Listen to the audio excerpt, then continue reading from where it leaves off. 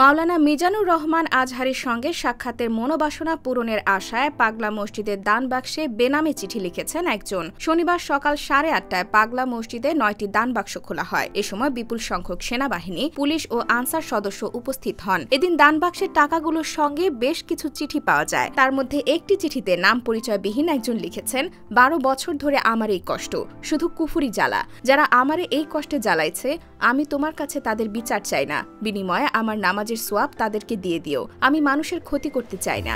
আমি শুধু তোমাকে চাই আল্লাহ। তুমি আমার আল্লাহ। আমার জীবনে ইসলামের নায়ক মিজানুর রহমান আজহারী। আল্লাহ, আমার মরণের আগে মিজানুর রহমানের সঙ্গে সাক্ষাৎ চাই। দান বাক্স খুলে রেকর্ড 28 বস্তা টাকা পাওয়া যায়, যেখানে 12 জন ম্যাজিস্ট্রেট, 15 জন পুলিশ সদস্য, 9 জন আনসার সদস্য, 70 জন ব্যাংক কর্মকর্তা ও 30 জন সেনা সদস্য উপস্থিত ছিলেন। মসজিদ ব্যবস্থাপনা কমিটির সদস্য এবং মসজিদ কমপ্লেক্সে অবস্থিত মাদ্রাসা ও এতিমখানার শিক্ষক শিক্ষার্থী সহ প্রায় 350 জনের একটি দল টাকা গণনার কাজে অংশ নিয়েছেন।